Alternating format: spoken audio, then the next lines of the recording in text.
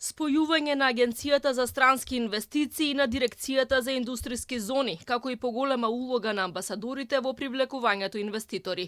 По реформирањето на Министерството за надворешни работи и надворешна трговија, најава и за дополнителни мерки кои треба да ја потикнат економијата. Идејата е амбасадорите да станат проактивни, да ја промовираат македонската деловна клима и да привлекуваат странски инвеститори.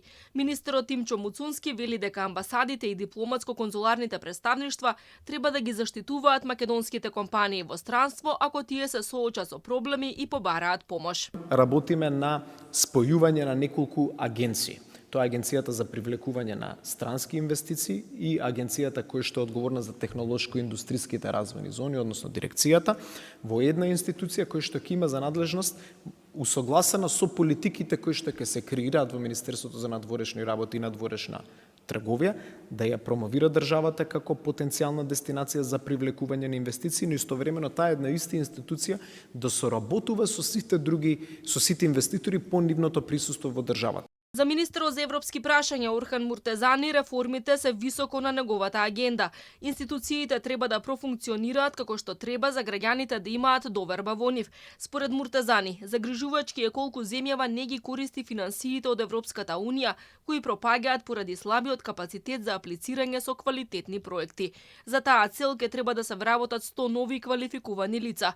Во изминатите 3 години биле изгубени 123 милиони евра од европските фондови. Сега кога ќе имаме 60 до 80 плюс 220 милиона првата година од реформската агенда, од 300 милиони евра, ние може да изгубиме, се извинувам, околу 220 до 250 милиони евра. Мислам дека таква ситуација е недозволива и многу ни е јасно дека ова структура мора да биде правилно поставена со професионални кадри и да се покачи процентот на апсорпција на европските фондови. Опфатна трансформација и дигитализација на процесите е неопходна за да се формира јавен сектор од кој граѓаните ќе бидат задоволни.